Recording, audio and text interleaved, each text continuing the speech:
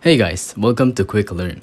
For today's tutorial, I'm gonna teach you ways and tricks on how to prevent your iPhone from overheating after the new iOS 16 update. For the very first solution, always make sure that you keep your device away from hot places like leaving it in a hot car or using it while charging. Doing these kinds of events will not only make your phone overheat but also will put you in risk and damaging your battery health. For the next solution, make sure to close unused apps on your iPhone by opening your multitask and removing apps that are running out but not being used. To do that, you just simply have to swipe up your screen and it will show you all the apps that you just opened. Just simply remove each one of them by swiping upward.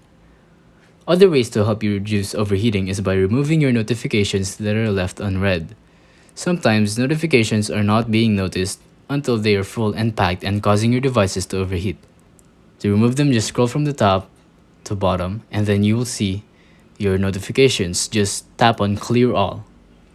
If these methods did not work, you can try restarting your iPhone by going to Settings, General, Transfer or Reset, and then tap on Reset and reset all settings. These are some of the ways to fix your iPhone overheating.